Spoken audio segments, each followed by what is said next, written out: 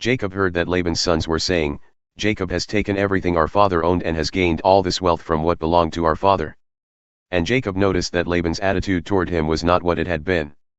Then the Lord said to Jacob, "Go back to the land of your fathers and to your relatives, and I will be with you." So Jacob sent word to Rachel and Leah to come out to the fields where his flocks were. He said to them, "I see that your father's attitude toward me is not what it was before, but the God of my father has been with me. You know that I've worked for your father with all my strength, yet your father has cheated me by changing my wages 10 times. However, God has not allowed him to harm me. If he said, 'The speckled ones will be your wages,' then all the flocks gave birth to speckled young, and if he said, 'The streaked ones will be your wages,' then all the flocks bore streaked young. So God has taken away your father's livestock and has given them to me. In breeding season I once had a dream in which I looked up and saw that the male goats mating with the flock were streaked, speckled, or spotted. The angel of God said to me in the dream, 'Jacob.' I answered, 'Here I am.' And he said, 'Look up and see that all the male goats mating with the flock are streaked, speckled, or spotted, for I have seen all that Laban has been doing to you. I am the God of Bethel, where you anointed a pillar and where you made a vow to me. Now leave this land at once and go back to your native land.' Then Rachel and Leah replied, 'Do we still have any share in the inheritance of our father's estate? Does he not regard us as foreigners? Not only has he sold us, but he has used up what was paid for us. Surely all the wealth that God took away from our father belongs to us and our children. So do whatever God has told you.' Then Jacob put his children and his wives on camels, and he drove all his livestock ahead of him, along with all the goods he had accumulated in Paddan Aram, to go to his father Isaac in the land of Canaan. When Laban had gone to shear his sheep, Rachel stole her father's household gods. Moreover, Jacob deceived Laban the Aramean by not telling him he was running away. So he fled with all he had, crossed the Euphrates River, and headed for the hill country of Gilead. On the third day Laban was told that Jacob had fled. Taking his relatives with him, he pursued Jacob for 7 days and caught up with him in the hill country of Gilead.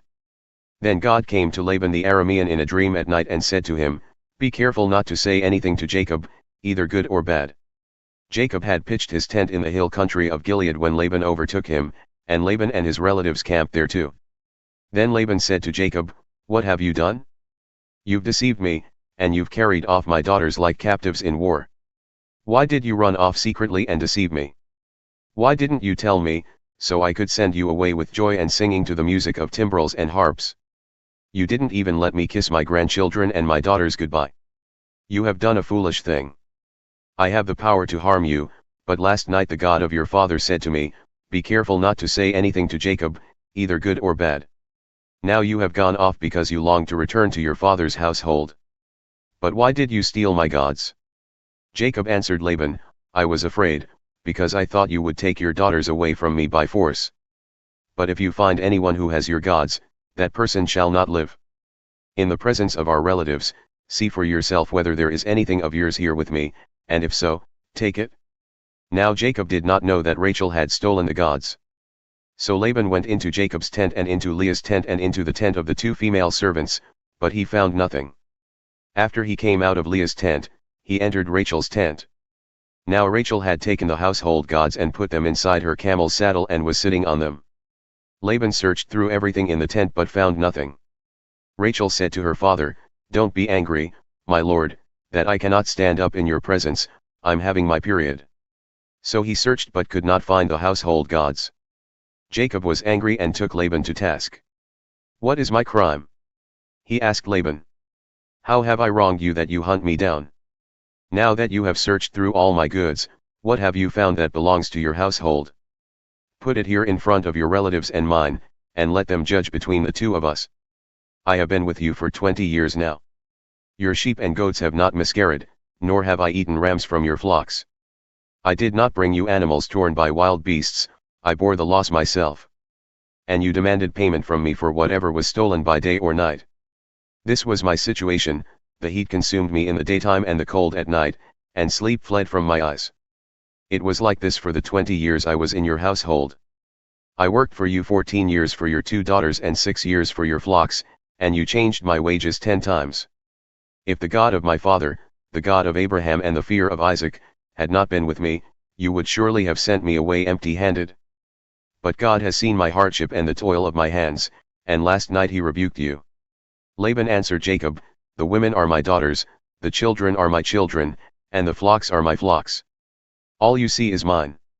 Yet what can I do today about these daughters of mine, or about the children they have borne? Come now, let's make a covenant, you and I, and let it serve as a witness between us." So Jacob took a stone and set it up as a pillar. He said to his relatives, "Gather some stones." So they took stones and piled them in a heap, and they ate there by the heap.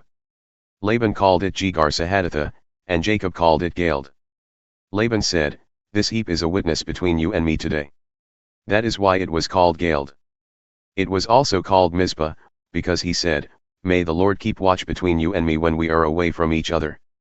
If you mistreat my daughters or if you take any wives besides my daughters, even though no one is with us, remember that God is a witness between you and me." Laban also said to Jacob, "Here is this heap, and here is this pillar I have set up between you and me. This heap is a witness, and this pillar is a witness, that I will not go past this heap to your side to harm you and that you will not go past this heap and pillar to my side to harm me. May the God of Abraham and the God of Nahor, the God of their father, judge between us." So Jacob took an oath in the name of the fear of his father Isaac. He offered a sacrifice there in the hill country and invited his relatives to a meal. After they had eaten, they spent the night there. Early the next morning Laban kissed his grandchildren and his daughters and blessed them. Then he left and returned home. Jacob also went on his way, and the angels of God met him. When Jacob saw them, he said, "This is the camp of God." So he named that place Mahanaim. Jacob sent messengers ahead of him to his brother Esau in the land of Seir, the country of Edom. He instructed them, "This is what you are to say to my lord Esau, your servant Jacob says, I have been staying with Laban and have remained there till now. I have cattle and donkeys, sheep and goats, male and female servants. Now I am sending this message to my lord, that I may find favor in your eyes." When the messengers returned to Jacob, they said, "We went to your brother Esau, and now he is coming to meet you. And 400 men are with him." In great fear and distress Jacob divided the people who were with him into 2 groups, and the flocks and herds and camels as well. He thought, if Esau comes and attacks one group, the group that is left may escape. Then Jacob prayed, "O God of my father Abraham, God of my father Isaac, Lord, you who said to me, 'Go back to your country and your relatives, and I will make you prosper.' I am unworthy of all the kindness and faithfulness you have shown your servant. I had only my staff when I crossed this Jordan, but now I have become 2 camps. Save me, I pray, from the hand of my brother Esau, for I am afraid he will come and attack me, and also the mothers with their children. But you have said, I will surely make you prosper and will make your descendants like the sand of the sea, which cannot be counted." He spent the night there, and from what he had with him he selected a gift for his brother Esau, 200 female goats and 20 male goats, 200 ewes and 20 rams, 30 female camels with their young, 40 cows and 10 bulls, and 20 female donkeys and 10 male donkeys. He put them in the care of his servants, each herd by itself, and said to his servants, "Go ahead of me, and keep some space between the herds." He instructed the one in the lead, "When my brother Esau meets you and asks, 'Who do you belong to, and where are you going? And who owns all these animals in front of you?' Then you are to say, 'They belong to your servant Jacob. They are a gift sent to my lord Esau, and he is coming behind us.'" He also instructed the second, the third, and all the others who followed the herds, "You are to say the same thing to Esau when you meet him. And be sure to say, 'Your servant Jacob is coming behind us.'" For he thought, "I will pacify him with these gifts I am sending on ahead, later, when I see him, perhaps he will receive me." So Jacob's gifts went on ahead of him, but he himself spent the night in the camp. That night Jacob got up and took his 2 wives, his 2 female servants and his 11 sons and crossed the ford of the Jabbok.